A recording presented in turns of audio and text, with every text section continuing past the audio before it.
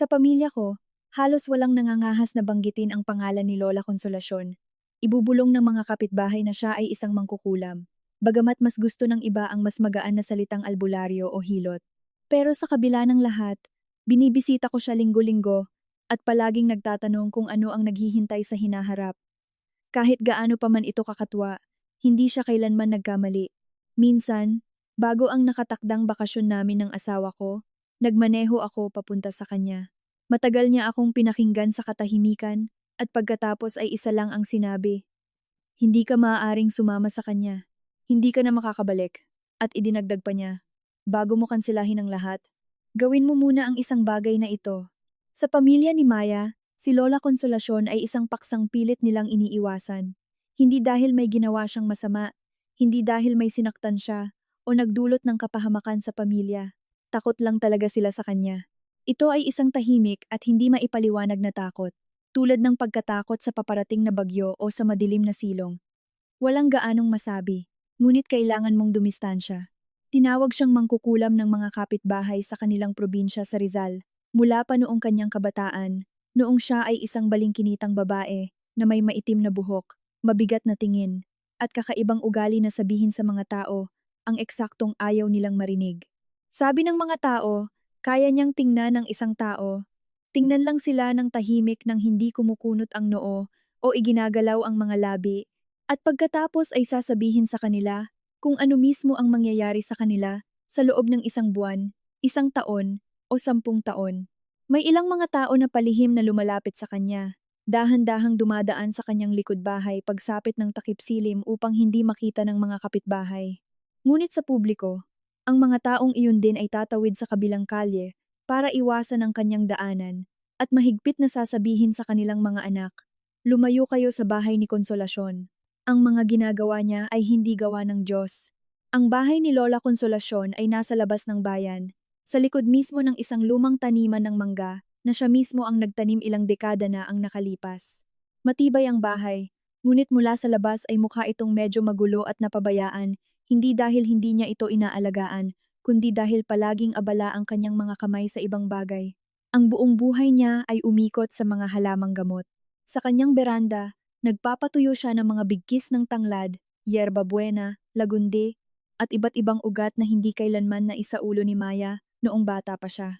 Ang nakasarang beranda ay palaging amoy pulot-pukyutan at may isang bagay na mapait at makalupa. Sa kusina, ang mga garapong salamin ay nakahanay sa mga istante na puno ng maitim na mga tincture ng halamang gamot. Ang ilan ay kulay amber, ang iba ay halos itim. Hindi kailanman ipinaliwanag ni Lola kung para saan ang mga ito. Sasabihin lang niya, kapag kailangan mo na, malalaman mo rin. Iniiwasan ng ina ni Maya, si Nelia, si Lola Konsolasyon mula pa pagkabata. Nalaman talaga ni Maya ang kwentong ito hindi mula sa kanyang ina, na ayaw pag-usapan si Konsolasyon, kundi mula sa kanyang tita Susan, ang nakababatang kapatid ni Nelia. Paminsan-minsan ay sumusulpot si tita Susan tuwing Pasko. At pagkatapos ng kanyang ikatlong baso ng alak, palagi siyang nagiging madaldal. Ikinuwento ni Tita Susan kay Maya na noong mga 8 taong gulang si Nelia, nakita niya ang isang babae mula sa kalapit na bayan na pumunta sa bahay ni Lola. Dumating ito sa sikat ng araw, walang pinagtataguan, at namumula ang mukha sa kaiiyak. Nagkulong sila sa kusina, ngunit nanatili ang maliit na si Nelia sa tabi ng pinto upang makinig. Umiiyak ang babae. Nagtatanong, Konsolasyon, babalik pa ba siya? Matagal na nanahimik si Lola bago sumagot. Babalik siya, pero hindi sa iyo. Palayain mo na siya, Valeria, at iligtas mo ang iyong kaluluwa. Umalis ang babae na umiiyak, mas wasak pa kaysa noong dumating siya. 2 buwan nang lumipas, bumalik nga ang kanyang asawa mula sa trabaho nito bilang kontratista sa ibang probinsya, ngunit iniwan siya nito para sa isang serbidora sa lokal na karinderya. Ang bulungan sa buong bayan, may ginawa si Konsolasyon sa kanya. Pagkatapos ng mga kwentong tulad niyon, nagsara si Nelia ng kanyang sarili, ngunit tuluyan siyang lumayo kay Lola pagkatapos ng isang partikular na insidente. 12 taon si Nelia. Isang napakainit na Abril, at lahat ng mga bata sa lugar ay tumatakbo pababa sa sapa para maligo. Habang nag-aalmusal, walang ano-ano'y sinabi ni Lola. Nelia, huwag kang pumunta sa tubig ngayon. Dadalhin ka ng tubig. Binaliwala siya ni Nelia at umalis kasama ang kanyang mga kaibigan. Ngunit sa kalagitnaan ng daan, tinawag siya ng isang kapitbahay, humihingi ng tulong na mahuli ang isang ligaw na aso na nakawala sa bakuran. Naantala si Nelia. Sa oras na iyon, ang anak ng kapitbahay, si Tomas, ay sumisid ng una ang ulo mula sa duyan na lubid at hindi na lumitaw. Hinila nila siya palabas at nagawang buhayin muli, ngunit nanatili siya ng isang linggo sa ospital ng bayan. Isang beses lang ito ikinuwento ni Nelia kay Maya, nang gigigil, nang tanungin ng kanyang anak kung bakit bihirang-bihira nilang bisitahin si Lola. Dahil alam niya ang mga bagay na hindi dapat malaman ng mga tao, sabi ng kanyang ina. At hindi maganda ang pakiramdam ko kapag kasama siya. Binibisita lang nila si Lola tuwing malalaking pista opisyal, Pasko ng pagkabuhay at ang kaarawan niya sa Oktubre. Uupo si Nelia sa mesa, tensyonado, magalang na nakikipag-usap ngunit walang sigla, na para bang kausap niya ay isang malayong kakilala sa halip na sarili niyang ina. Ang ama ni Maya, si Arturo, ay mas lalong mapanghamak. Siya ay isang structural engineer sa isang malaking planta. Nagsusuot siya ng makakapal na salamin at naniniwala lamang sa mga plano, kalkulasyon, at mga code. Iwinaksi niya ang lahat ng kwento tungkol sa kakaibang kakayahan ni Lola bilang mga pamahiin ng probinsyano. Nagkataon lang, sabi niya kapag nagkukwento ang kanyang asawa ng isa na namang pangitain. Marami siyang sinasabi at minsan ay tumatama ang hula niya.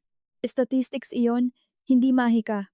Ngunit isang beses noong 15 anyos si Maya, binisita nila si Lola noong Oktubre. Nakaupo sila sa mesa at kumakain ng bibingka. Nagbibiro si Arturo tungkol sa ani ng bigas, nang biglang titigan siya ni Lola, nang hindi kumukurap at sinabi sa harap ng lahat, Arturo, matibay kang lalaki, pero pakinggan mo ang puso mo pagdating mo ng 50. Malupit ang gagawin nitong biro sa iyo. Magpatingin ka sa doktor bago mahuli ang lahat. Namula si Arturo, itinulak ang kanyang plato, at lumabas sa beranda para manigarilyo. Isang tingin ang ipinukol ni Nelia kay Lola, na nagpanginig kay Maya. Umalis sila ng gabing iyon din, kahit na plano nilang magpalipas ng gabi. Hindi kailanman nagpatingin si Arturo sa doktor. Hindi talaga siya nagpupunta sa mga doktor. Itinuturing niya itong tanda ng kahinaan. Sa edad na 49, sa isang ordinaryong Huwebes, sa mismong desk niya sa engineering firm, hinawakan niya ang kanyang dibdib at bumagsak sa kanyang upuan. Mabilis na dumating ang mga paramedic at naisugod siya sa ER sa tamang oras. Isang matinding atake sa puso. Sinabi ng doktor kay Nelia, 20 minuto pa, at iba sana ang naging katapusan nito. Nakaligtas si Arturo, ngunit nanatili siya ng 3 linggo sa ospital at 2 buwan pang nagpapagaling sa bahay. Mabagal siyang maglakad, kinakapos sa hininga sa hagdan, at sandamakmak na tableta ang iniinom. Pagkatapos noon, tuluyan nang nawala ang pangalan ni Lola sa mga usapan ng pamilya, na para bang ang kanyang mga salita ay hindi isang babala, kundi ang mismong sanhi ng sakuna. Na para bang hindi niya sinubukang iligtas siya, kundi isinumpa siya. Mas lalong dumalang ang pagbisita ni Nelia. Si Arturo ay hindi na bumalik kailanman, ngunit iba si Maya. Mula pagkabata, naaakit siya sa kanyang lola, tulad ng isang taong giniginaw sa bahay na naaakit sa apoy. 6 na taong gulang siya noong unang beses siyang nag-weekend sa bahay ni Lola Consolacion. Ayaw sana siyang payagan ni Nelia sa takot na may iturong masama ang matanda sa kanyang anak, ngunit si Consolacion mismo ang tumawag at mahinahong sinabi ng walang pamimilit, Nelia, hayaan mong pumunta sa akin si Maya. Magsasaya siya dito at makakapagpahinga ka. Nakapagtataka, pumayag si Nelia. Naalala ni Maya ang 2 araw na iyon magpakailanman.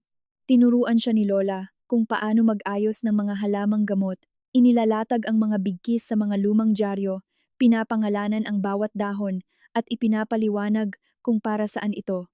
Tanglad para sa kalungkutan. Yerba buena para sa hindi makatulog. Sambong para sa mga sugat pero sariwa lang dapat. Nagkwento siya tungkol sa mga tagabayan, hindi malulupit o mapanuyang mga kwento, kundi tahimik at malulungkot. Nagsalita siya na may tono na hindi humusga, kundi naawa lamang. Ikinuwento niya ang tungkol kay Mang Steven, na laging lasing, mula nang bumalik galing sa militar, dahil hindi niya malimutan kung paano namatay ang kanyang kaibigan sa kanyang mga bisig. Tungkol kay Aling Margaret na buong buhay na nagmahal sa isang lalaking may asawa at ni minsan ay hindi niya sinabi. Tungkol sa kartero na si Joey, na binabasa ang mga sulat ng iba at iniiyakan ang mga ito dahil walang sumusulat sa kanya. Hindi masama ang mga tao, Maya, sabi ni Lola, habang sinasalinan siya ng isang tasa ng salabat. Takot lang sila sa hindi nila naiintindihan, at halos wala silang naiintindihan. Habang lumalaki si Maya, patuloy niyang binibisita ang kanyang lola tuwing Sabado. Naging ritual na ito, ang kanyang sariling maliit na personal na pilgrimage. Pagkatapos ng high school, nag-aral siya sa kolehiyo, lumipat sa Maynila, at nagtrabaho bilang accountant sa isang katamtamang laking construction firm. Monotono ang trabaho, ngunit matatag. Nagrenta siya ng isang one-bedroom apartment sa isang suburb. Maagang gumigising, gabing-gabi na natutulog, at tuwing Sabado, walang palya. Sumasakay siya sa kanyang sasakyan at nagmamaneho ng 1.5 oras pabalik sa probinsya. Dala niya ang gamot sa presyo ni Lola, ilang supot ng groceries, oatmeal, mantikilya, tinapay, asukal, at tumutulong sa mga gawaing bahay. Wawalisin niya ang beranda, magmamapa ng sahig, pupunasan ang mga bintana, at pagkatapos ay uupo sila sa bilog na kahoy na mesa sa kusina. Maglalabas si Lola ng isang garapon ng palamang mangga, palaging palamang mangga, at magsasali ng salabat sa makakapal na tasa na may pinta ng mga asul na bulaklak. Lola, tanong ni Maya, ano po ang naghihintay sa akin? Hindi kailanman nagbigay ng direktang sagot si Lola. Hindi niya sinabi, bukas, makikilala mo ang iyong asawa. O, sa 1 taon, mapopromote ka. Iba siyang magsalita sa pamamagitan ng mga imahe at pahiwatig na para bang nagpipinta ng isang canvas na kailangang unawain ng kanyang apo. 23 taong gulang si Maya ng isang gabi. Inilapag ni Lola ang kanyang tasa sa platito nito. Tinitigan ang kanyang apo sa mata at sinabing, may isang lalaking darating sa iyo sa lalong madaling panahon, Maya. Magalang, guwapo sa kanyang mga salita. Magsasalita siya ng napakakinis na parang nagbabasa mula sa isang libro. Ngunit huwag mong tingnan ang kanyang mga salita. Tingnan mo ang kanyang mga kamay. Ang mga kamay ng isang tao ay laging mas tapat kaysa sa kanilang dila. Hindi naintindihan ni Maya. Nagtanong siya kung ano ang ibig sabihin ng pagtingin sa mga kamay nito. Ngumiti lang si Lola at iniba ang usapan sa palamang mangga. Maliit daw ang mga mangga ngayong taon, ngunit sobrang tamis. 6 na buwan ang lumipas, nakilala ni Maya si Paulo. Nangyari ito sa 25 na kaarawan ng kanyang kaibigan na si Bea. Nag-imbita si Bea ng halos 20 tao sa isang bar sa BGC at kalahati sa kanila ay hindi kilala ni Maya. Nakaupo si Paulo 2 upuan ng layo.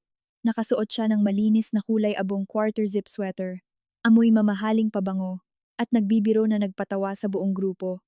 Nagtatrabaho siya bilang supply chain manager sa isang malaking korporasyon ng logistics. Nalaman niya ito nang lumabas sila sa patio. Hindi naninigarilyo si Maya. Gusto lang niya ng sariwang hangin. Una siyang kinausap nito ng madali at malaya. Tinanong niya kung ano ang trabaho niya. At nang sabihin ni Maya na siya ay isang accountant, hindi ito napangiwi o nabagot. Tumango lang ito at sinabing, seryosong propesyon. Hindi nagsisinungaling ang mga numero. At sa kung anong dahilan, ang simpleng pariralang iyon ay nagparamdam sa kanya ng init sa loob.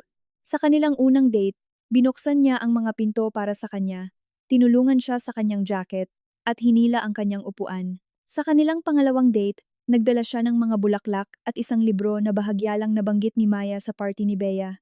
Wala siyang ideya na nakikinig pala ito. Sa kanilang pangatlong date, pinag-usapan niya kung paano niya pinapangarap ang isang pamilya, isang bahay na may bakuran, mga anak, at isang aso na naghihintay sa kanila sa harap ng pinto. Maganda siyang magsalita, matingkad, at may tunay na damdamin. At nakinig si Maya habang may isang bagay na mainit at maliwanag na namumukadkad sa loob niya. Isang bagay na natatakot siyang pangalanan dahil ang pagbibigay ng pangalan dito ay maaaring biglang gawin itong hindi totoo. Nahulog ang loob niya. Hindi kaagad. Hindi tulad sa mga pelikula na may kulog at kidlat. Ito ay higit na tulad ng pag-init, pagkatapos pumasok mula sa lamig.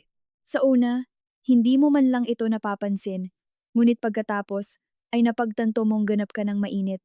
Masarap ang pakiramdam mo, at ayaw mo nang umalis. Si Paulo ay tila eksaktong taong hinihintay mo, kahit na hindi mo alam kung sino mismo ang hinihintay mo. Siya ay maalaga at mapagmahal. Tumatawag siya tuwing gabi para tanungin kung kamusta ang araw niya. Tanging ang mga salita lang ng kanyang lola tungkol sa mga kamay, ang paminsan-minsang lumulutang sa gilid ng kanyang kamalayan, Ngunit hindi alam ni Maya kung paano ito ilapat, kaya't iwinaksi na lang niya. 1 taon at kalahati ang lumipas. Nag-propose si Paulo sa kanya sa isang restaurant na may mga kandila, nag-aalok ng isang singsing sa isang kahon na pelos. Lumuhod siya sa isang tuhod, tulad ng sa mga romantikong komedya na pinapanood ni Maya sa kanyang maliit na laptop sa kanyang dorm sa kolehiyo. Sumagot siya ng oo, na halos walang pag-aalinlangan. Pakiramdam niya, ito mismo ang buhay na dati niyang pinapangarap habang nakaupo sa mesa ng kanyang lola na may hawak na tasa ng salabat. Kinabukasan, Sabado, nagmaneho si Maya papunta sa bahay ng kanyang lola, dala ang mga gamot at isang supot ng groceries tulad ng dati. Umupo siya sa mesa, inilabas ang mga pinamili, isinalang ang takure sa kalan at dahil hindi maitago ang kanyang kagalakan, sinabi niya ang lahat. Nag-propose si Paulo. Sinabi kong oo. Sa Oktubre ang kasal. Mabilis siyang nagsalita, nadadapa sa kanyang mga salita. Ipinagmamalaki ang singsing sa kanyang daliri. Tahimik na nakinig si Lola. Hindi siya tumango, hindi ngumiti, hindi nagtanong ng mga detalye. Nakikinig lang siya. Ang mga kamay ay nakapatong sa kanyang kandungan. Nang sa wakas ay tumahimik si Maya. Tumayo si Lola. Nagsali ng salabat. Naglagay ng tasa sa harap ng kanyang apo at tumingin sa labas ng bintana sa taniman ng mangga, sa nakahilig na kahoy na bakod, at sa maaliwalas na kalangitan. Pagkatapos mahina, na para bang kinakausap ang sarili, sinabi niya, anuman ang iyong pagpili, Maya, tandaan mo ang isang bagay. Hindi nagpapakilala ang mga tao sa pamamagitan ng mga panata sa kasal o mga regalo sa mga pista opisyal. Nagpapakilala ang mga tao sa pamamagitan ng kanilang ginagawa kapag akala nila'y walang nakatingin. Nakaramdam si Maya ng kirot. Sa unang pagkakataon sa kanyang buhay, naramdaman niyang hindi siya kampi ni Lola, na sa halip na kagalakan, nagtatanim ito ng mga buto ng pagdududa. Tinapos niya ang kanyang salabat, nagpaalam ng walang sigla, at umalis ng mas maaga kaysa karaniwan. Hindi siya tumawag sa loob ng 2 linggo. Pagkatapos, syempre, tumawag siya dahil hindi niya kayang hindi. Bahagi na niya si Lola, tulad ng kanyang sariling braso o hininga. Nang sumunod na Sabado, bumisita si Maya at sinalubong siya ni Lola na parang walang nangyari. Walang ni isang salita o tingin na binanggit niya ang kanilang huling pag-uusap. Nagsalin siya ng salabat, inilabas ang palamang mangga, at nagtanong, "Oh, kamusta na sa trabaho? May problema pa rin ba sa boss mo?" Naintindihan ni Maya. Ang kailangang sabihin ay nasabi na. Ang natitira ay kanyang pagpili. Ginanap ang kasal noong Oktubre. Maliit lang, mga 40 tao. Iyon ang gusto ni Maya. Hindi tumutol si Paulo, bagamat iminungkahi niyang mag-imbita ng mas maraming bisita para maging mas magarbo. Ipinilit niya. Nagrenta sila ng isang bulwagan sa isang magandang country club na pinalamutian ng mga puting laso at sariwang bulaklak. Si Bea ang maid of honor, hawak ang buke at mas malakas pang umiyak sa kaligayahan kaysa sa nobya mismo. Inimbitahan din si Lola Consolacion. Nang malaman ni Nelia, napanguso ito ngunit nanahimik. Tahimik na dumating si Lola, nakasuot ng madilim na bestida na may puting kuwelyo at ang komportabling sapatos na isinusuot lamang niya para sa mga espesyal na okasyon. Umupo siya sa isang sulok katabi ni Tita Susan, halos hindi nakipag-usap kanino man, kaunti lang ang kinain at salabat lang ang ininom. Sa pagtatapos ng gabi, nang sumasayaw na ang mga bisita at walang pumapansin, nilapitan siya ni Maya. Tumayo si Lola, niyakap ng mahigpit ang kanyang apo. Napakahigpit na naramdaman ni Maya kung gaano nakarupok ang kanyang mga balikat at ibinulong sa kanyang tainga, "Nandito ako, Maya. Palaging nandito. Ano man ang mangyari, tandaan mo yan." Inisip ni Maya na mga salita lang iyon ng isang matandang nag-aalala sa kanyang apo, normal na pagkabalisa dahil sa edad. Niyakap niya ito pabalik at sinabing, "Magiging maayos po ang lahat, Lola." At pagkatapos ay bumalik siya sa mga bisita, sa musika, at kay Paulo, na ipinagsayaw siya at ngumiti ng napakaliwanag na inisip niya, ito ang kaligayahan. Sa wakas, ang kanilang unang taon, namuhay sila tulad ng karamihan sa mga batang mag-asawa, abala sa pag-aayos, pagre-renovate, at pag-adjust sa isa't isa. Kumuha sila ng 30 taong mortgage sa isang 2-bedroom condo sa isang bagong tayong complex sa ika-5 palapag. Ito ay isang karaniwang gusali na konkreto, ngunit tahimik ang lugar. May parke na may mga puno ng akasya sa malapit, isang palaruan, at isang 24 oras na 7-11 sa kanto.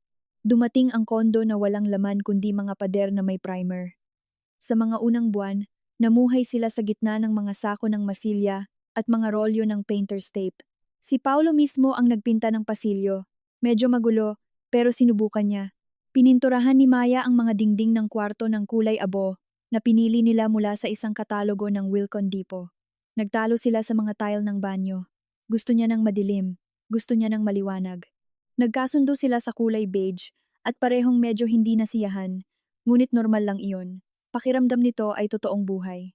Nag-ampon sila ng isang orange na pusang kalye na may puting patse sa dibdib. Pinangalanan ito ni Paolo na Freda at ito lamang ang pangalan sa kanilang bahay na siya mismo ang nakaisip ng walang pahiwatig mula kay Maya. Natutulog si Freda sa pasimano, nagpapatumba ng mga paso ng halaman, at isang partikular na brand lang ng cat food ang kinakain na nabibili sa iisang Pet Express sa kabilang panig ng bayan. Tuwing Sabado, nagmamaneho si Maya para bumili ng pagkain at pagkatapos ay nagmamaneho papunta kay Lola. Tuwing Sabado, natutulog si Paulo hanggang tanghali pagkatapos ay nanonood ng football o nag-i-scroll sa kanyang telepono. Tuwing Biyernes, nanonood sila ng sine kung hindi sila masyadong pagod. Tuwing Linggo, naglalakad sila sa parke at bumibili ng hindi masarap ngunit napakainit na kape mula sa isang kiosk sa pasukan. Maayos ang lahat, normal. Noon, iniisip ni Maya na ang pagiging normal ay isang biyaya, na ang kaligayahan ay eksaktong ganito. Tahimik, walang mga paputok, matatag tulad ng ilaw ng isang desk lamp. Pagsapit ng 2 taon, may nagsimulang magbago, hindi biglaan, hindi tulad ng isang landslide, ngunit tulad ng isang picture frame sa dingding na dahan-dahang nawawala sa alignment mula sa halos hindi mapansing panginginig. Mukha itong tuwid, ngunit kung tititigan mong mabuti, bahagyang skewed ang anggulo. Nagsimulang umuwi si Paulo ng mas gabi mula sa trabaho. Dati, umuuwi siya ng alas 6, minsan alas 6:30, at sabay silang naghahapunan. Nagluluto si Maya, nag-aayos siya ng mesa. Ito ang kanilang maliit na ritual. Ngayon, umuuwi na siya ng minsan malapit na sa alas 9. Sasabihin niya, mga proyekto, deadlines, humihinga sa batok ko ang corporate. Naniwala si Maya. Alam niyang maaaring maging brutal ang supply chain logistics, lalo na sa pagtatapos ng quarter. Mag-iiwan siya ng isang plato na may takip na foil sa oven at pupunta sa kwarto na may libro, madalas na nakakatulog bago siya dumating. Pagkatapos ay napansin niya ang telepono. Dati, iniiwan ni Paulo ang kanyang telepono kahit saan, sa kitchen island, sa braso ng sofa, sa entryway console. Maaari siyang maligo at iwanan itong nakalantad. Normal lang iyon dahil wala silang itinatago sa isa't isa. Ngunit sa isang punto, hindi man lang matukoy ni Maya ang eksaktong petsa, nagbago ang lahat. Ang telepono ay laging kasama na niya ngayon, sa kanyang bulsa, sa kanyang kamay, sa kanyang nightstand, nakataob ang screen. Kapag may nag-buzz na text habang naghahapunan at likas na napapatingin si Maya, mabilis na itataob ni Paulo ang screen at matalim na sasabihing, "Trabaho!" at hindi siya mag-aalok ng paliwanag. Dati, ipinapakita niya sa kanya ang mga nakakatawang group chat sa kanyang mga katrabaho o mga larawan ng isang warehouse kung saan may nalaglag na katawa-tawang bagay ang isang forklift. Ngayon, ang kanyang telepono ay parang isang kwartong nakakandado. Ayaw ni Maya na maging selosa at mapaghinalang asawa na nagche-check ng mga bulsa at umaamoy ng mga damit. Nakakita na siya ng mga babaeng ganoon sa mga pelikula at ipinangako sa sarili na hindi siya magiging isa sa kanila. Sinubukan niyang kumbinsihin ang sarili. Nag-i-imagine ka lang. Wala kang dahilan. Stress lang siya. Mahirap ang trabaho niya. Lahat ng mag-asawa ay dumadaan dito. Inulit niya ito na parang mantra. Nakakatulog mag-isa sa madilim na kwarto sa mahinang tunog ng TV sa sala kung saan nagtratrabaho pa ng kaunti si Paulo. Ngunit ang mga salita ng kanyang lola, nagpapakilala ang mga tao sa pamamagitan ng kanilang ginagawa kapag akala nila'y walang nakatingin, ay mas madalas nang lumilitaw. Pinapalis niya ang mga ito tulad ng mga nakakainis na langaw, ngunit bumabalik sila, lalo na sa gabi kapag hindi siya makatulog, at sinisimulan ng kanyang utak na suriin ang mga detalye na tila walang kabuluhan sa araw. Pagsapit ng kanilang 3 taon, hindi na maikakaila ang mga pagbabago ni Paulo. Naging iritable siya, madaling magalit. Hindi siya sumisigaw o nang iinsulto sa kanya, ngunit nagkaroon siya ng ugali nang inunguya ang kanyang mga salita sa pamamagitan ng nagngangalit na mga ngipin kapag may hindi siya nagustuhan. Isang maruming tasa sa lababo. Maya, mahirap ba talagang maglinis pagkatapos mong gamitin? Ang volume ng TV, maghapon ako sa trabaho. Pwede bang magkaroon lang ako ng kaunting kapayapaan sa sarili kong bahay? Minsan, nagluto siya ng isang malaking batch ng adobo. Tinikman niya ito, napangiwi, at sinabing, "Inalatan mo." Hindi ito inalatan ni Maya. Tinikman niya mismo. Perpekto lang, hindi siya nakipagtalo. Pagkatapos ng mga pagsabog na ito, palagi siyang humihingi ng tawad. Lalapit siya, uupo sa tabi niya sa sopa, ilalagay ang kanyang kamay sa kanyang tuhod, at sasabihing, "Sorry, pagod lang talaga ako. Magulo sa opisina, alam mo na." Alam ni Maya, o nagkunwaring alam niya, dahil mas madaling umunawa kaysa magtanong ng mga tanong na takot siyang marinig ang mga sagot. At pagkatapos ay dumating ang gabing iyon sa balkonahe. Maaga pa ng Oktubre at maaga ng dumidilim. Nakahiga si Maya sa kama at nagbabasa. Mga alas 11 ng gabi. Sinabi ni Paulo na lalabas siya sa balkonahe para manigarilyo. Paminsan-minsan siyang naninigarilyo, bagamat nangako siyang titigil na. Tumango siya at bumalik sa kanyang libro. Ilang minuto ang lumipas, bumangon siya para kumuha ng tubig, dumaan sa sala, at narinig ang kanyang boses na nagmumula sa nakabukas na pinto ng balkonahe. Mahina siyang nagsasalita, halos pabulong na may tono na matagal nang hindi naririnig ni Maya mula sa kanya. Malambing, mapaglaro, nananabik, at nakangiti siya. Nakita ni Maya ang kanyang refleksyon sa salamin ng pinto. Hindi ito ang pagod ng ngiti na ipinapakita niya sa kanya pagkatapos ng trabaho. Ito ay isang tunay na bukas ng ngiti, ang mismong ngiti na kinahulugan niya sa party ni Bea. Nanigas siya na may hawak na basong walang laman, nakikinig. Hindi niya maintindihan ang mga salita, tanging ang himig, tanging ang tono na iyon. Pagkatapos ay sinadya niyang gumawa ng isang mabigat na hakbang patungo sa balkonahe para marinig niya. Mabilis na lumingon si Paulo at mabilis na sinabi sa telepono, "Sige, ma, love you, bye," at ibinaba. "Si mama yon," sabi niya. Isinuksok ang telepono sa bulsa ng kanyang sweatpants, nagtatanong kung pupunta tayo sa weekend. Tumango si Maya, pinuno ang kanyang baso ng tubig, bumalik sa kwarto, humiga, at hindi na nagbasa. Naging malabo ang mga letra sa kanyang paningin. Kinabukasan, nang umalis si Paulo para sa trabaho, kaswal niyang tinext ang kanyang biyenan, si Susan, sa iMessage. "Hi Tita Susan, tumawag po ba kayo kay Paulo kagabi? Nabanggit niya na inimbitahan niyo kami sa weekend. Gusto ko lang po i-double check kung Sabado o Linggo po ang ibig niyong sabihin." Sumagot ang kanyang biyenan pagkalipas ng isang oras. "Hi, Nak, nasa rest house ako kahapon. Natulog ako ng 9, walang tinawagan. Baka nalito lang siya, pero punta kayo sa weekend ha. Gusto ko kayong makita." Binasa ni Maya ang mensahe, isinara ang app, at matagal na nakaupo sa kusina na nakatitig sa kanyang malamig na tasa ng kape. Tumalon si Freda sa kanyang kandungan, nag-ipon sa isang bola, at nagsimulang mag-purr. Mekanikal siyang hinaplos ni Maya habang may isang bagay sa loob niya na nagbago. Hindi maingay, hindi may matinding sakit, kundi tahimik, tulad ng isang susi na umiikot sa isang kandado. Ang pinaniwalaan niya sa loob ng 3 taon ay hindi na ang katotohanan. Hindi pa niya alam ang lahat, wala pa siyang buong larawan, ngunit naiintindihan na niya na niloloko siya. Hindi sinasadya, hindi dahil sa pagkakamali, kundi sistematiko, kinaugalian na. Ang paraan ng pagsisinungaling ng mga tao kapag matagal na nilang hindi itinuturing na kasinungalingan ang isang kasinungalingan. Walang sinabi si Maya kay Paulo ng araw na iyon o sa susunod. Kumilos siya ng normal, nagluto ng hapunan, nagtanong tungkol sa trabaho, at nanood ng serye sa Netflix kasama niya sa gabi. Ngunit sa loob niya, iba na siya.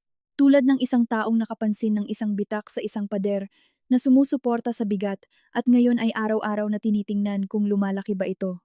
Noon mismong 3 taon ng kanilang kasal, sa pagtatapos ng Oktubre, biglang iminungkahi ni Paulo na magbakasyon sila. Naghahapunan sila. Kumakain siya ng chicken Alfredo, ang paborito niya, at biglang sinabi ng hindi tumitingin mula sa kanyang plato, "Alam mo, umalis tayo. Magpahinga tayo ng totoo. 3 taon na tayong hindi nakakapunta kahit saan nang magkasama. Nagulat si Maya kaya naibaba niya ang kanyang tinidor. Sa loob ng kanilang kasal, 5 o 6 na beses siyang nagmungkahi na maglakbay. Sa unang taon, sa beach lang, kahit para sa isang maikling weekend, sinabi ni Paulo, masyadong mahal. Kakakuha lang natin ng mortgage. Sa ikalawang taon, baka isang cabin sa probinsya. Sumagot si Paulo. Walang oras, tambak sa trabaho. Huminto na siya sa pagmumungkahi, at ngayon siya mismo ang nagbabanggit nito na may sigla na matagal na niyang hindi nakikita. Ako ang mag-oorganisa ng lahat, sabi niya, kumikinang ang mga mata. Ang kailangan mo lang gawin ay mag-empake. Sorpresa ito. Magtiwala ka sa akin. Nais ni Maya na maging masaya. At isang bahagi niya ay totoong masaya, ang bahagi na umaasa pa rin na maayos ang lahat, na ang mga tawag sa gabi at ang nakataob na telepono ay mga sintomas lamang ng pagkapagod at pagkasawa. Hindi ang kinatatakutan niyang isipin. Baka, naisip niya, nararamdaman niya ang lamat sa pagitan naming dalawa at gusto niyang ayusin ito. Baka ang biyaheng ito ang paraan niya ng pagsasabing, nandito ako, kasama kita, gusto kong subukan. Pumayag siya, nagpa siyang huwag nang magtanong. Kung sorpresa, hayaan na itong sorpresa. Si Paulo mismo ang nag-asikaso ng pagpaplano. Sa gabi, nakaupo siya sa kanyang MacBook, nagbubuk, naghahanap sa web. Kapag dumadaan si Maya, mabilis niyang isinasara ang takip at ngumingiti. Bawal sumilip. Magugustuhan mo ito. Noong Sabado, nagmaneho si Maya papunta kay Lola. Isang malungkot na umaga ng Nobyembre, malamig na ambon. Ang mga putik sa daanan ay hanggang bukong-bukong. Nilakad niya ang maputik na landas patungo sa bahay ni Lola, tumatalon sa mga lubak, naaamoy ang basa at tuyong mga dahon at usok mula sa mga nagsisiga na kapitbahay. Naghihintay si Lola sa kusina. Sumisipol na ang takure. Isang garapon ng palamang mangga at isang plato ng oatmeal cookies ang nakapatong sa mesa. Inilabas ni Maya ang mga groceries, iniabot ang mga tableta para sa presyon, umupo, at ikinuwento ang tungkol sa biyahe. Na sa ilang araw ay magbabakasyon sila ni Paulo, na hindi niya alam kung saan, na ito ay isang sorpresa, na siya mismo ang nagplano. Magaan siyang nagsalita, sinusubukang magmukhang walang inaalala. Dahan-dahang nakinig si Lola. Hinahalo ang kanyang salabat gamit ang isang maliit na kutsara, paikot-ikot. Napakaingat na hindi kailanman tumunog ang metal sa gilid ng ceramic na tasa. Nang matapos si Maya, inilagay ni Lola ang kutsara sa platito, itinaas ang kanyang mga mata, at nakita ni Maya na nawalan ng kulay ang kanyang mukha. Hindi dahil sa takot, kundi sa isang bagay na mas malalim. Isang beses lang niya nakita ang ekspresyong iyon sa mukha nito noon, sa mismong mesang ito, nang balaan ni Lola ang kanyang ama tungkol sa puso nito. Hindi ka maaaring sumama sa kanya, mahinang sinabi ni Lola, ngunit may ganap na katiyakan. Sa anumang pagkakataon, hindi ka na makakabalik. May naputol sa loob ni Maya na para bang may humila sa tali na sumusuporta sa isang marupok na palamuti at ngayon ay bumabagsak ito sa kawalan. Lola, ano po ang sinasabi ninyo? Magbabakasyon lang kami para mag-relax. Si Paulo mismo ang nakaisip. Umiling si Lola. Ang kanyang mga kamay ay nakapatong sa mesa, tuyo, may mga batik ng edad, at may mga buko-bukong kasukasuan. Makinig ka sa akin, Maya. Matanda na ako. Wala akong dahilan para magsinungaling sa iyo. At hindi ako natutuwa na takutin ka. Ngunit sinasabi ko sa iyo, huwag kang pumunta. Pero bago mo kansilahin ang lahat, gawin mo lang ang isang bagay, isa lang. Hanapin mo ang hotel kung saan ka niya dadalhin at tawagan mo sila. Itanong mo kung para sa ilang tao ang reservation. Iyon lang, at maiintindihan mo ang lahat. Nagmaneho si Maya pauwi na gulong-gulo ang isip. Madulas ang highway, walang tigil ang pagtambol ng ulan sa bubong ng kanyang sedan. Sinubukan niyang kumbinsihin ang sarili na mali si Lola. Siya ay 82 taong gulang. Mayroon siyang mataas na presyon ng dugo. Hindi makatulog. Paranoid lang dahil sa katandaan na nagiging katiyakan habang tumatanda ang mga tao. Hindi mo maaaring mabuhay ang iyong buhay batay sa mga pangitain ng iba. Kahit na ang mga pangitain na iyon ay pag-aari ng isang taong hindi kailanman, ni minsan sa kanyang buong buhay, ay nagkamali. Ang kaisipang iyon ay tumatambol sa kanyang ulo sa buong nimbe. Minutong biyahe tulad ng isang kumikislap na ilaw ng panganib na hindi niya mapatay. Nang gabing iyon, naligo si Paulo. Narinig ni Maya ang agos ng tubig sa likod ng saradong pinto ng banyo, ang kalansing ng isang labaha sa gilid ng lababo. Ang kanyang laptop ay nakapatong sa kitchen island. Palagi niya itong iniiwan doon. Hindi na niya ito isinasara. Dumaan si Maya, huminto, at tinitigan ang kumikinang na screen. Naninikip ang kanyang mga kamay tulad ng bago humawak ng mainit na metal. Nasuklam siya sa kanyang sarili. Pakiramdam niya ay ipinagkakanulo niya ang isang bagay na fundamental, sinisira ang isang hindi nakasulat na batas ng tiwala na itinakda niya para sa kanyang sarili. Ngunit umalingaw-ngaw sa kanyang ulo ang boses ng kanyang lola. Itanong mo lang at maiintindihan mo. Umupo siya sa isang bar stool, binuksan ang kanyang email, at tinipa ang reservation sa search bar. Ang pinakaunang email ay isang kumpirmasyon mula sa isang rustic lodge. Ito ay isang liblib na cabin resort sa kabundukan ng Camarines Sur, sa paanan ng Mount Isarog. Malapit sa isang bayang hindi pa naririnig ni Maya. Malayo sa mga sentro ng turista.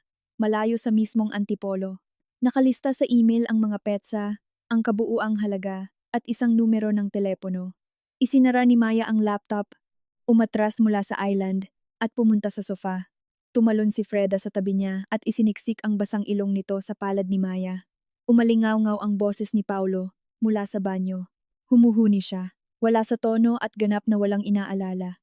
Kinaumagahan, linggo, gumising si Maya ng alas 6, tulog pa si Paulo, nakatagilid, at ang kumot ay nasa paanan na niya. Tahimik siyang bumangon, kinuha ang kanyang telepono, at lumabas sa balkonahe. Tahimik ang umaga. Ang langit ay nagiging kulay rosas na may pasa sa bukang liwayway. Sa ibaba sa parking lot, kumikinang ang mga basang bubong ng mga sasakyan. Dinayal niya ang numero ng Mountain Lodge. Sumagot sila pagkatapos ng ikatlong ring. Ang babae sa front desk ay malambing magsalita. Ibinigay ni Maya ang apelyido ng kanyang asawa at hiniling na kumpirmahin ang booking at ang petsa ng check-in. Opo, ma'am. Siyempre, sagot ng babae. Kumpirmado na po ang lahat. Isang suite para sa 3 matanda, isang king bed, at isang karagdagang rollaway cot. Ang check-in ay sa makalawa. Tama po ba? Nagpasalamat si Maya at ibinaba ang tawag. Ang telepono sa kanyang kamay ay parang kasing bigat ng isang ladrilyo. Nakatayo siya sa balkonahe. Nakatingin sa suburban sprawl. Mga bubong, mga cell tower, mga kalapating umiikot sa bintana ng isang kapitbahay. Hindi nanginginig ang kanyang mga kamay. Hindi siya umiiyak. Sa loob ay may isang ganap na kawalan, na para bang may umabot, at kinuha ang lahat ng kanyang laman sa isang galaw. Ang galit, ang sakit, ang pag-asa, ang pag-ibig, at ang 3 taon ng isang pinagsamahang buhay, na nag-iwan lamang ng isang walang galaw na katawan, na nakatayo sa isang konkretong balkonahe na nakamidyas. Isang suite para sa 3, isang king bed, at isang karagdagang cot. Ang karagdagang cot ay hindi para sa kanya. Siya ang karagdagan. Siya ang accessory, ang panakip butas, kung saan niya itinatago ang kanyang tunay na buhay. Nang gabing iyon, hindi nakatulog si Maya.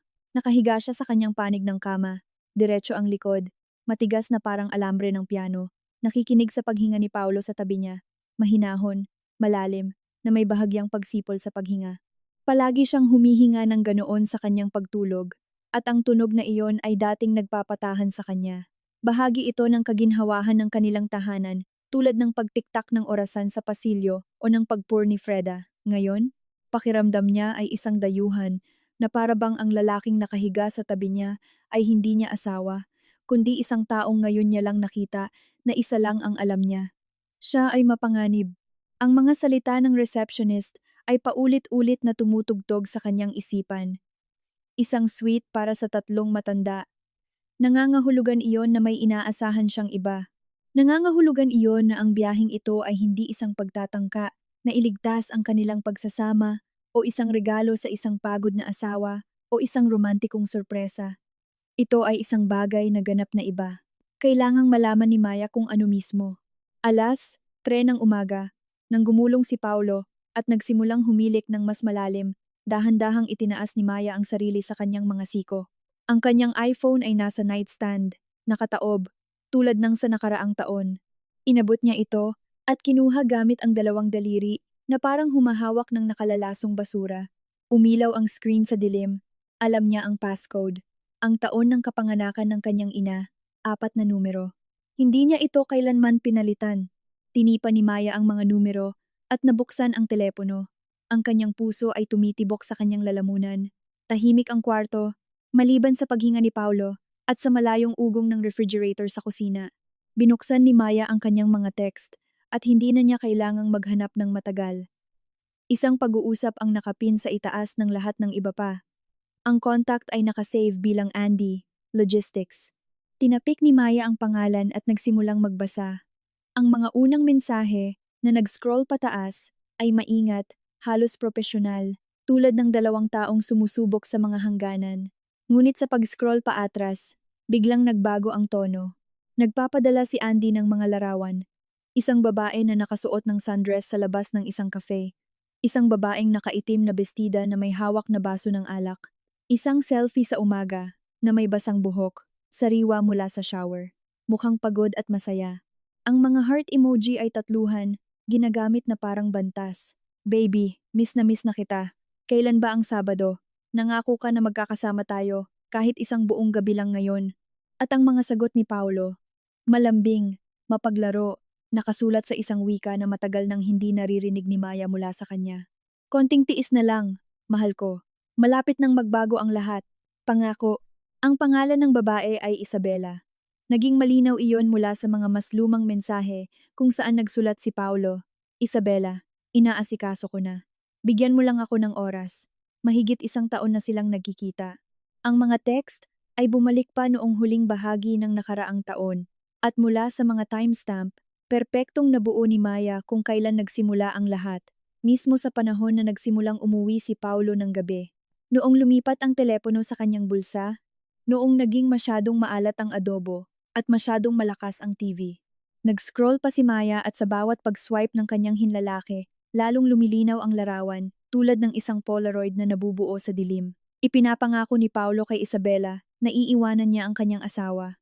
Ngunit hindi lang basta iiwan sa tamang paraan. Lumitaw ang pariralang iyon sa mga text ng 100 beses. Kailangan kong gawin ito sa tamang paraan para hindi mawala sa akin ang kondo at ang pera. Hindi ako basta-basta makakaalis. Hihingin niya ang kalahati at maiiwan akong walang-wala. Maghintay ka lang ng kaunti pa. May plano ako. At mayroon ngang plano. Hindi ito agad natagpuan ni Maya. Kailangan niyang mag-scroll sa maraming larawan, voice memo, pagtatalo tungkol sa mga restauran, at mga tagpuan sa gabi. Ang plano ay nakadetalye sa isang mahabang text na ipinadala ni Paulo 3 linggo na ang nakalipas, ala 1:30 ng umaga. Naalala ni Maya ang gabing iyon. Nagising siya at nakita ang liwanag ng kanyang screen sa tabi niya, ngunit inakala niyang nagbabasa siya ng balita. Ang mensahe ay isinulat ng praktikal, halos parang isang ulat ng corporate logistics. Walang mga puso, walang mahal ko. Purong kalkulasyon na hinati-hati sa mga bullet point. Unang yugto. Lumipad kasama si Maya mula Maynila papuntang Bicol. Magrenta ng sasakyan at magmaneho papunta sa Mountain Lodge. Kumilos ng normal para hindi siya maghinala at mag-relax. Ikalawang yugto. Sa ikalawang araw, magmungkahi ng isang paglalakad sa malalim na bahagi ng Eco Park. Magrenta ng sasakyan. Ihatid siya sa isang liblib na trailhead na malayo sa mga lugar ng turista kung saan walang-wala talagang signal ng cell at ang mga sasakyan ay dumadaan marahil 1 beses sa isang araw. Ikatlong yugto. Kunin ang kanyang ID at telepono. Literal na isinulat niya, sasabihin ko sa kanya na iwanan ang kanyang pitaka sa trunk para hindi niya mawala sa trail. Hindi siya tututol. Madali siyang mauto. 2 beses binasa ni Maya ang linyang iyon. Madali siyang mauto. Dinurog ng 2 salitang iyon ang kanyang dibdib. Isang malamig at nakakatakot na pakiramdam, na para bang may humawak sa kanyang mga tadyang. Madali siyang mauto. Hindi asawa, hindi tao. Isang katangian, isang kahinaan na pagsasamantalahan. Ika-4 na yugto. Iwanan si Maya sa trailhead ng walang ID, walang telepono, walang pera. Magmaneho pabalik ng mag-isa sa lodge kung saan naghihintay si Isabela na dumating sa isang hiwalay na flight mula sa Maynila. Magkakasama tayo sa susunod na 10 araw. Ika-5 yugto. Pagkatapos ng biyahe, umuwi at magpa-blotter sa pulis na nawawala ka. Sabihin sa mga pulis na pumunta kami sa kabundukan. Gusto niyang maglakad ng mag-isa sa unahan at hindi na bumalik. Ilarawan ang panik, ang paghahanap, ang pagtawag sa mga awtoridad. Ang mahalaga ay Idokumento ang lahat ng perpekto para walang mga tanong sa huli. Ika-6 na yugto. Simula ng legal na proseso ng pagdedeklara sa kanya na nawawala at ipinapalagay na patay. Hintayin ang kinakailangang panahon. Magkaroon ng access sa joint savings. Pagkatapos, dahil kasal kami at residente ako, kunin ang buong pagmamay-ari ng kondo, kahit na nakapangalan sa kanya ang titulo. Ang huling pangungusap ng text ay nakahiwalay, tulad ng isang konklusyon, isang pirma sa isang kontrata. Ang mahalaga ay huwag magmadali. Hintayin natin at atin na ang lahat. Sumagot si Isabela pagkalipas ng 12 minuto ng isang salita at 3 tandang padamdam. Henyo. At idinagdag, sobra akong obsessed sa'yo. Naisip mo ang lahat. Ibinalik ni Maya ang telepono sa nightstand, kung paano niya ito natagpuan, nakataob, bahagyang nakaanggulo. Tumayo siya, lumabas ng kwarto, tahimik na isinara ang pinto, at naglakad sa pasilyo papunta sa kusina. Tulog si Freda, nakapulupot na parang orange na bola sa sulok ng sala. Dahan-dahang nagsalin si Maya ng isang basong tubig mula sa pitsel, pinapanood ang pagtaas ng tubig sa baso. Ininom niya ito, nagsali ng isa pa, at pagkatapos ay tumayo sa tabi ng bintana, pinapanood ang dahan-dahang pag-abo ng langit. Nagniningning pa rin ang mga dilaw na ilaw sa kalye sa parking lot. Isang ligaw na aso ang naglalakad sa pagitan ng mga sasakyan. Sa ibaba, bumagsak ang mabigat na pinto ng gusali. Isang kapitbahay na papaalis para sa maagang shift. Isang ordinaryong umaga, isang ordinaryong mundo. Maliban sa loob ni Maya, ang mundong ito ay hindi na umiral. Hindi siya umiyak. Hindi siya naglakad-lakad ng balisa. Hindi niya kinuha ang kanyang telepono para tawagan ang kanyang matalik na kaibigan o ang kanyang ina. Lahat ng iyon ay darating sa huli. Ang mga luha, ang mga pag-uusap, ang mga paliwanag. Sa ngayon, isang malamig at tumpak na mekanismo ang gumagana sa loob niya tulad ng isang Swiss watch. Nag-iisip siya, tinitimbang, kinakalkula ang mga hakbang. Nang lumabas si Paulo mula sa kwarto ng 7 ng umaga, naghihikab at nag-uunat, nakatayo si Maya sa tabi ng kalan at nagtitimpla ng kape. Ang kusina ay amoy kardamono. Palagi siyang nagdaragdag ng isang kurot. Gusto ito ni Paulo. Pumasok siya, ngumiti, at hinalikan ang tuktok ng kanyang ulo. Malapit na, sabi niya. Tatapusin ko lang ang pag-iimpake at tatawag ng Grab. 2:00 ang flight, pero mas mabuting mauna sa traffic papuntang airport. Humarap si Maya sa kanya. Ang kanyang mukha ay maputlang maputla. Maitim na bilog ang nakapahid sa balat sa ilalim ng kanyang mga mata pagkatapos ng isang gabing walang tulog. Idiniin niya ang isang kamay sa kanyang tiyan at bahagyang yumuko. Paulo, ang sama ng pakiramdam ko. Kaninang umaga pa ako nasusuka. Umiikot ang paningin ko. Parang may lagnat ako. Nag-order ako ng sushi sa tanghalian kahapon sa opisina. Siguro matinding food poisoning ito. Pinanood niya ang pagbabago ng mukha nito. Hindi takot, hindi pag-aalala. Ang unang kumislap sa kanyang mga mata ay pagkainis, matalim at panandalian, na tumagal lamang ng isang bahagi ng isang segundo, tulad ng anino ng isang ibon na dumadaan sa isang bintana. Pagkatapos ay agad siyang umayos, lumapit sa kanya, at inilagay ang isang kamay sa kanyang noo. Medyo mainit ka nga, baka uminom ka ng gamot, baka mawala rin yan bago magtanghali. 2:00 pa naman ang flight. Hindi, Paulo. Seryoso, sobrang sama ng pakiramdam ko. Suka ako ng suka. Hindi ko kakayanin ang flight ngayon. Umatras siya. Hinila ang isang kamay pababa sa kanyang mukha. Nakikita ni Maya ang mga nagkakagulong kalkulasyon na nagtatago sa likod ng kilos na iyon. Ang mga engranahe sa kanyang ulo ay gumigiling. Nagre-restructure ng mga plano, mga alternatibong ruta, mga deadline. Siguradong nakaempake na si Isabela. Baka papunta na siya sa airport. Teka, baka gumaan ang pakiramdam mo mamayang gabi. Titingnan ko kung mababago ko ang tiket mo para bukas ng umaga. Hindi naman problema yon, sabi niya. Pinipilit na maging maalaga ang boses. Umiling si Maya at umupo sa isang barstool. Niyakap ang kanyang tiyan. Paulo, makinig ka. Sobrang pagod ka na sa trabaho. Karapat-dapat ka sa pahingang ito. Sayang ang mga flight at ang deposito. Ikaw na lang ang pumunta. Magpahinga ka. Dito lang ako sa bahay at magpapagaling. Sasamahan ako ni Freda. Kalmado siyang nagsalita, nakatingin diretso sa kanyang mga mata, nagmamasid. Ngayon, naisip niya, ang mapagpasyang sandali, kung mayroon pang kahit isang onsa ng tunay na pagmamahal na natitira, mananatili siya.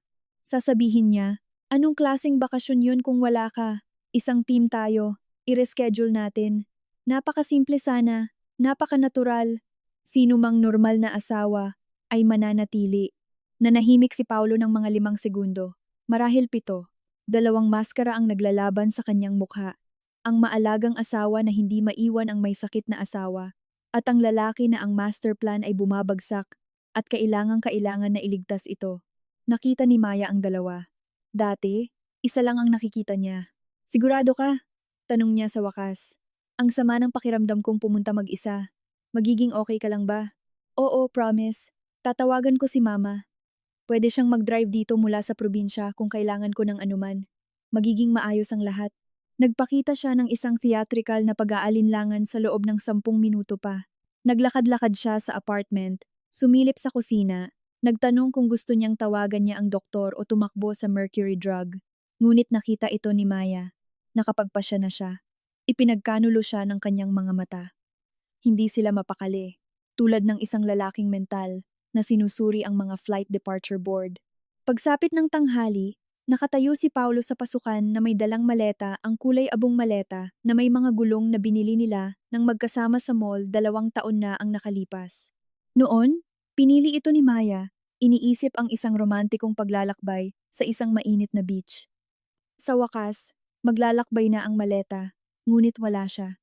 Tatawagan kita araw-araw, sabi ni Paulo. Niyakap siya sa pinto. Magpagaling ka, babalik ako agad. At siguradong pupunta tayo sa isang lugar ng magkasama sa lalong madaling panahon. Pangako. Tumango si Maya at niyakap siya pabalik. Mabilis, matigas, tulad ng pagyakap sa isang awkward na kakilala sa kalye. Hindi niya napansin o piniling hindi pansinin. Sumara ang pinto. Pinakinggan ni Maya ang kanyang mga yapak na nawawala sa pasilyo. Sira ang elevator buong linggo. Pagkatapos ay naglakad siya sa bintana ng sala at pinanood siyang lumabas mula sa lobby at sumakay sa isang grab. Umatras ang sasakyan at lumiko sa kanto. Nakatayo siya sa bintana ng 2 minuto pa. Baka sakaling bumalik siya dahil may nakalimutan. Hindi siya bumalik. Huminga ng malalim si Maya, tulad ng isang maninisid na humihinga bago sumisid sa malalim na tubig at nagsimulang kumilos. Una, kinuha niya ang isang piraso ng papel mula sa bulsa ng kanyang bathrobe kung saan niya isinulat ang numero ng Mountain Lodge kaninang umaga. Dinayal niya at naghintay. Ang babae pa rin sa front desk na may parehong malambing na pagsasalita. Hi, gusto ko sanang kanselahin ang isang reservation sa ilalim ng apelyido ng asawa ko. Nagbago po ang aming mga plano. Hindi kami makakarating. Sinuri ng babae ang kanyang sistema. Pinahintay siya at kinumpirma pagkalipas ng 1 minuto. Reservation cancelled, ma'am. Ang refund ay ipoproseso sa card na ginamit sa loob ng 5 hanggang 7 araw ng negosyo. Nagpasalamat si Maya at ibinaba ang tawag. Pagkatapos ay pumunta siya sa kwarto, hinubad ang bathrobe, at nagsuot ng maong, sweater, at bota. Itinali niya ang kanyang buhok sa isang masikip na ponytail, kinuha ang kanyang pitaka, at nagtungo sa pinto. Pinanood siya ni Freda mula sa pasimano na may bilog na dilaw na mga mata, na parang nagtatanong, "Saan ka pupunta?" "Babalik ako agad," sabi ni Maya sa pusa. "May aasikasuhin lang ako." Ang unang hinto ay sa BPI. Nagsasara ang branch ng alas 5, ngunit dumating si Maya pagkatapos lang ng 1 ng hapon, ilang sandali matapos lumipad ang flight ni Paulo. Mayroon silang joint savings account.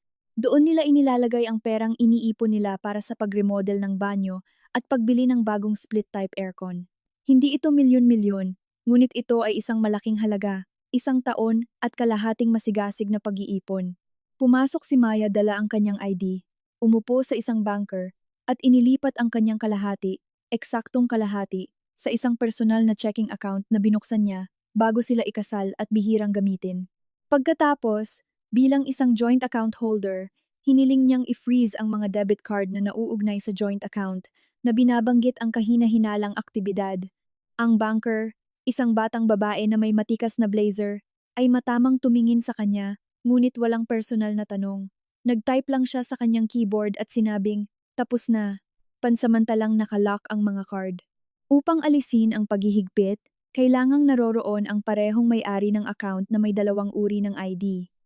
Nagpasalamat si Maya at lumabas. Sa labas, isang malungkot at walang tigil na ulan ng Nobyembre ang nagpapabasa sa semento.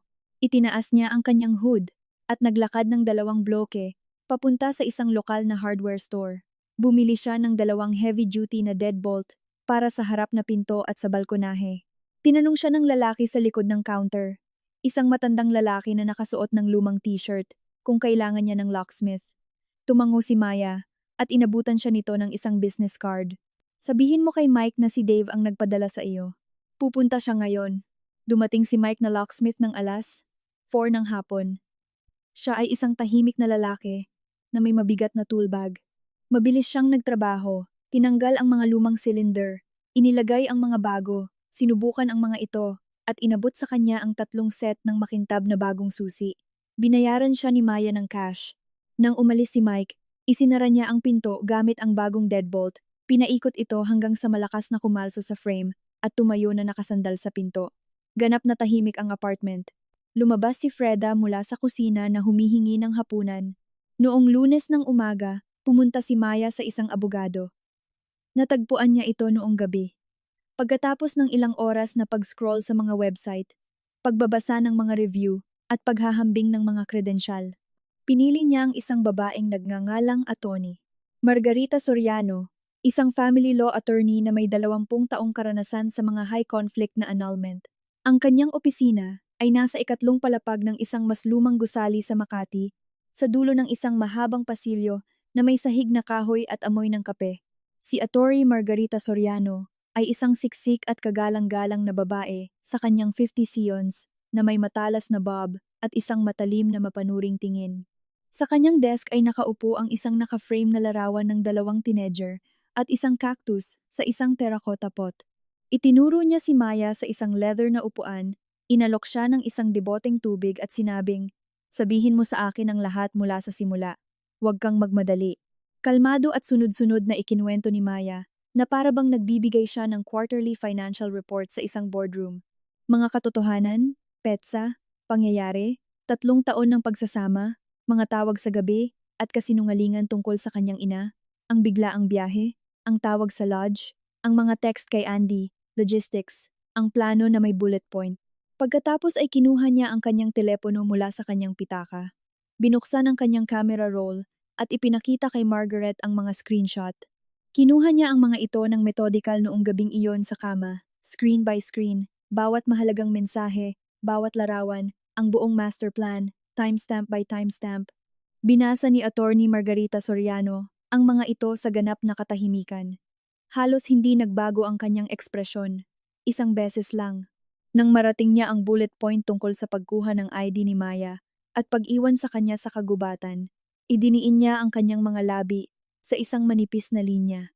Nang matapos siya, tinanggal niya ang kanyang salamin sa pagbabasa. Pinisil ang tulay ng kanyang ilong at tumingin kay Maya. "Maya, prangkahin na kita. Hindi lang ito basehan para sa annulment.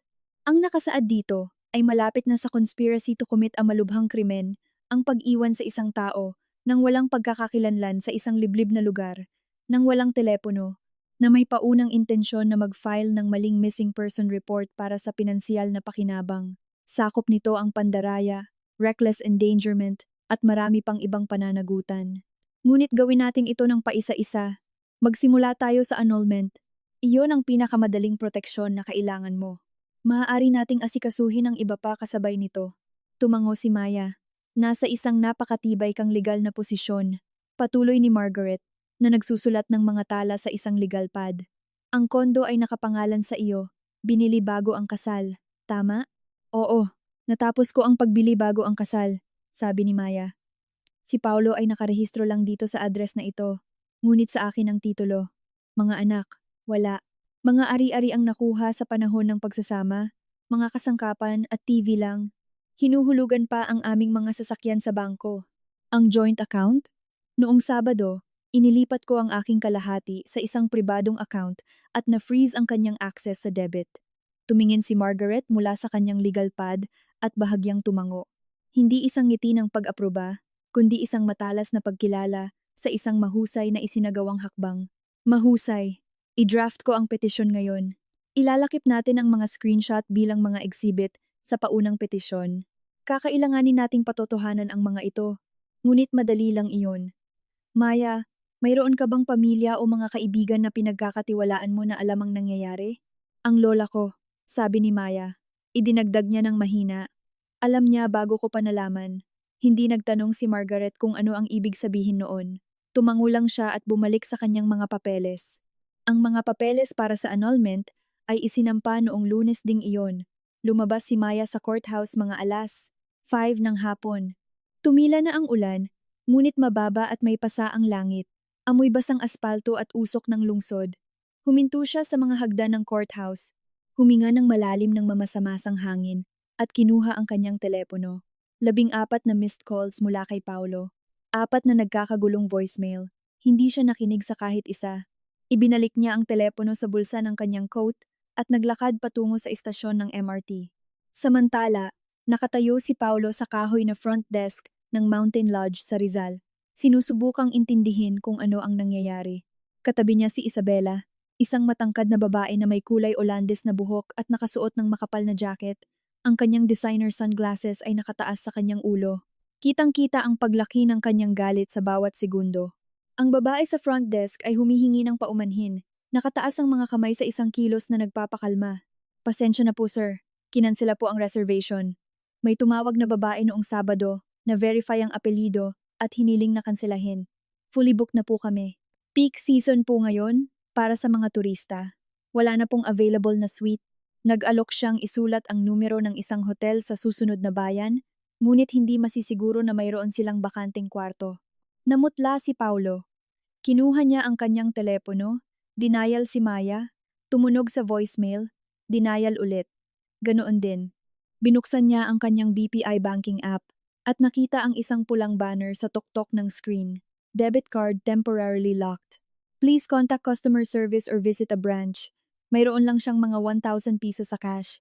Plano niyang gamitin ang joint debit card para sa buong den, araw na bakasyon.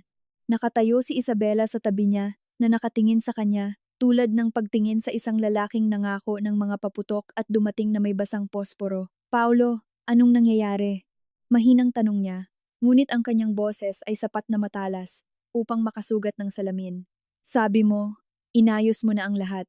Sabi mo mayroon kang bulletproof na plano. Hindi ko maintindihan. Siguradong may glitch lang. Aayusin ko ito ngayon din. Pag-aatubili niya, galit na pinipindot ang kanyang telepono. Sinusubukang tawagan ang bangko. Sinusubukang maghanap ng mga kalapit na Airbnb. Ngunit wala na nga ayusin. Wala na ang reservation. Patay na ang card. Ang kanyang asawa ay isang multo. Si Isabela, sa loob ng sumunod na 30 minuto, ay lumabas na nagdala lamang ng kanyang sariling credit card na na-max out na sa pagbili ng bagong wardrobe para sa biyahe. Inaasahan niyang si Paulo ang magbabayad sa lahat, sa mga hapunan, sa mga inumin, sa rental car. Lumipad siya na inaasahan ng isang 5 araw na mountain retreat sa gastos niya, habang ang kanyang legal na asawa ay dapat na naglalakad sa kakahuyan sa gitna ng panic. Ginugol nila ang kanilang unang gabi sa isang maruming motel na 1,500 piso bawat gabi sa tabi ng highway, sa isang kwartong amoy amag at luma na usok. Nakahiga si Paulo sa lumulubog na kutson sa ilalim ng isang makating kumot. Ginugol ang buong gabi sa pagte-text sa lahat ng nasa kanyang contact. Nagmamakaawa na padalhan siya ng pera sa GCash para sa isang flight pa uwi. Kinaumagahan, isang kasamahan sa warehouse ang naawa sa kanya at nagpadala sa kanya ng 10,000 piso. Hindi ito sapat para sa huling minutong flight. Sapat lang ito para sa 2 tiket sa bus. Ang biyahe pabalik sa Maynila ay tumagal ng halos 2 araw. Sumakay sina Paulo at Isabela sa isang masikip na bus na may sirang mga upuan at isang kumakalansing na AC unit, paikot-ikot sa Maharlika Highway, humihinto sa walang katapusang nakakalungkot na mga terminal ng bus na amoy diesel at luma na pagkain. Sa mga unang oras, nag-away sila. O sa halip, sumigaw si Isabela at tiniis ito ni Paulo. Sinabi niya na ipinangako niya sa kanya ang isang bagong buhay, na tinanggihan niya ang isang lalaki sa finance para sa kanya, na mas malaki ang ginastos niya sa kanyang bagong maleta kaysa sa kinikita niya sa isang linggo. Sa wakas ay sumagot si Paulo. Sinasabing kasalanan niya ito dahil sa patuloy na pagpipilit sa kanya, sa patuloy na pagtatanong kung kailan, Paulo kailan, at na kung hindi niya siya minadali, hindi sana siya naging pabaya sa kanyang laptop. Pagsapit nila sa isang stopover sa Lucena, tumigil na sila sa pag-uusap. Magkatabi silang nakaupo, nakatingin sa magkaibang direksyon. Tumingin siya sa bintana, tinitigan niya ang kanyang telepono. Sa isang istasyon sa Batangas, nakaupo sa matigas na mga upuang plastik malapit sa isang vending machine. Tiningnan siya ni Isabela at sinabing, "Alam mo ba, hindi ka man lang magaling magsinungaling. Nagsinungaling ka sa asawa mo at nahuli ka agad. Nagsinungaling ka sa akin at tingnan mo kung nasaan tayo. Baka dapat tumigil ka na lang sa pagsasalita." Walang sinabi si Paulo. Wala siyang sagot. Mabilis kumalat ang balita. Tulad ng laging nangyayari kapag may isang taong sinusubukang maging mas matalino kaysa sa tunay niyang kakayahan. May nakakita kay Paulo at sa isang galit na blonde na naghahakot ng mga bagahe palabas ng terminal ng bus. Sinabi ng isang kaibigan sa isa pa na si Paulo ay desperadong nagmamakaawa ng mga GCash transfer ng 3:00 ng umaga. Isang tao ang nagsabi sa isa pa, at sa pagtatapos ng linggo, alam na ng lahat. Nang sa wakas ay makabalik si Paulo sa condo complex. Hindi ahit, nakasuot ng lukot na damit, hinihila ang kanyang maleta na ngayon ay nawawala na ang isang gulong. Ipinasok niya ang kanyang susi sa deadbolt ng kanyang apartment. Hindi ito umikot. Hinugot niya ito. Sinuri ang mga ngipin. Ipinasok ulit. Hindi ito kasya. Nanigas siya sa pasilyo. Nakatitig ng tulala sa pinto habang dahan-dahan at malupit na lumulubog ang katotohanan. Pinindot niya ang doorbell. Katahimikan. Pinindot niya ulit, idiniin ang kanyang daliri sa plastik na pindutan. Pagkatapos ay nagsimula siyang kumatok. Una gamit ang kanyang mga buko. Pagkatapos ay pumapalakpak gamit ang kanyang palad. Ang Ring doorbell camera sa tabi ng pinto ay biglang umilaw. Ang boses ni Maya ay lumabas sa maliit na speaker. Kalmado, ganap na walang emosyon.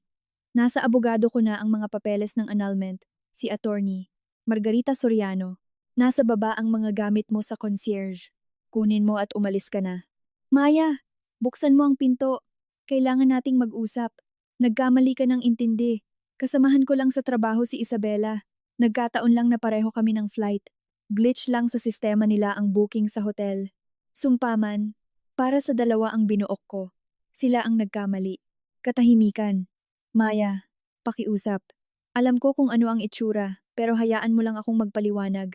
Bigyan mo ako ng 5 minuto. Buksan mo lang ang pinto." Katahimikan. Pagkatapos ay isang mahinang pag-click. Pinatay ni Maya ang mikropono ng kamera. Nakatayo pa roon si Paulo ng isa pang 20 minuto. Sinipa niya ang pinto, malakas na nagmura, at sa wakas ay bumaba sa lobby. Ang concierge, isang seryosong lalaki na nagngangalang Gary, ay walang imik na inabot ang 2 malalaking duffel bag na puno ng mga damit ni Paulo, ang kanyang mga sapatos, ang kanyang labaha, at ang kanyang laptop charger. Hindi man lang tumingin sa mata si Gary. Mabilis na natapos ang annulment, mas mabilis kaysa sa inaasahan ni Paulo. Nag-operate si Attorney Margarita Soriano ng may surgical precision sa korte. Ipinasa niya ang mga napatotohanang screenshot ng mga text, ang plano na iwan si Maya sa kabundukan ng walang ID, ang mga talaan ng pagkansela para sa isang 3-person suite, at isang sinumpaang salaysay mula sa receptionist ng lodge. Ang hukom ng family court, isang mahigpit na babae sa kanyang 60 seconds, ay tahimik na binasa ang mga exhibit. Nang sa wakas ay tumingin siya sa ibabaw ng kanyang salamin kay Paulo. Ang kanyang ekspresyon ay isa sa napakalalim na pagkasuklam na hiniling niyang lamunin siya ng sahig. Sinubukan ng kanyang abogado, isang bata at murang abogado na natagpuan niya online, na magtayo ng isang depensa tungkol sa mga ari-arian ng mag-asawa. Ngunit napakahina nito. Ang kondo ay nanatiling kay Maya. Ang mga batas sa premarital asset ay perpektong nagprotekta dito. Walang dapat pagtalunan, walang anak, halos walang pinagsamang ari-arian na hahatiin. Hindi man lang hiniling ni Paulo si Freda na pusa. Pagkatapos ng huling pagdinig, nagmaneho si Maya papunta kay Lola Consolacion, hindi sa isang Sabado, kundi sa isang Miyerkules. Sa gitna mismo ng linggo ng trabaho, kumuha siya ng kalahating araw na leave. Halos walang sasakyan sa highway. Ang mga puno sa Rizal ay malalago, nakatayo ng matikas laban sa malamig na ihip ng amihan. Nagpark si Maya sa daan ng lupa, tinahak ang pamilyar na landas, at itinulak ang kahoy na tarangkahan.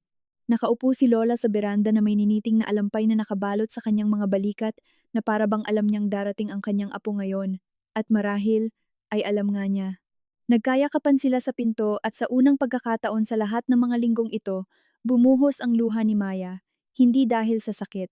Ang sakit ay natupok na noong gabing iyon sa balkonahe na may hawak na telepono. Ito ay ang mga luha ng ganap na kaginhawahan.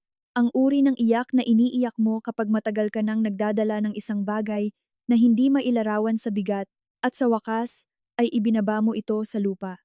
Dinala siya ni Lola sa loob ng bahay, pinaupo sa mesa sa kusina at nagsalin ng salabat, palamang mangga, oatmeal cookies, ang mga tasa na may asul na bulaklak, lahat ay eksakto tulad ng dati. Lola, sabi ni Maya nang sa wakas ay kumalma na siya at pinunasan ang kanyang mukha ng isang paper napkin. Paano niyo po nalaman? Paano niyo nalaman na hindi ako pwedeng sumama sa biyaheng iyon? Matagal na nanahimik si Lola Konsolasyon. Pinapainit ang kanyang mga kamay na may mga batik na sa tasa. Pinapanood ang usok na tumataas patungo sa kisame. Hindi ko alam, Maya. Nakita ko. Magkaibang bagay iyon.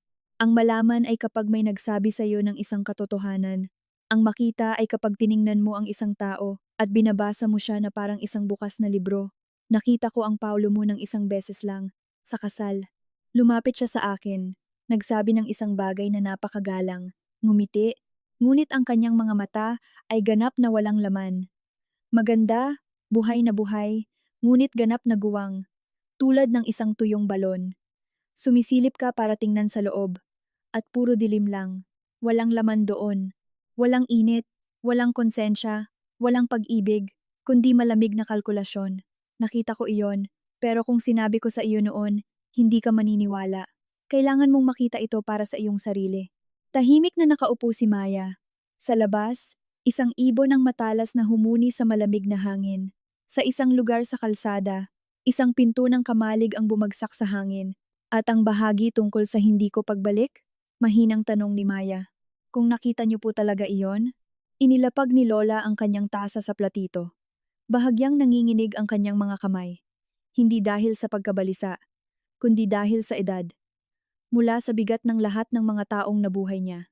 Nakita ko na kung pumasok ka sa kakahuyan na kasama siya, magkakaroon ng sakuna. Ano eksakto? Hindi ko alam. Baka nakabalik ka. Baka hindi. Ngunit kung bumalik ka, ibang tao ka na. Wasak, dinurog hanggang maging alabok. At hindi ka isinilang sa mundong ito para wasakin ng isang guwang na lalaki.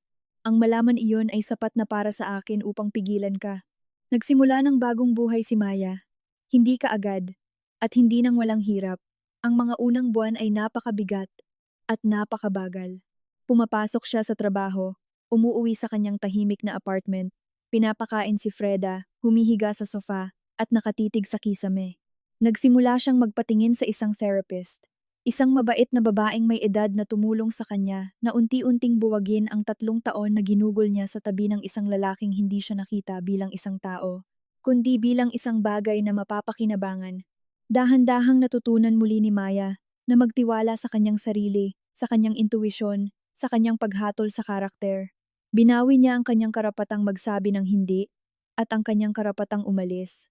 At tuwing Sabado, patuloy siyang nagmamaneho papunta kay Lola Konsolasyon, sa highway, sa daan ng lupa, sa kahoy na tarangkahan, sa sumisipol na takure, sa palamang mangga, sa mga tasa na may asul na bulaklak.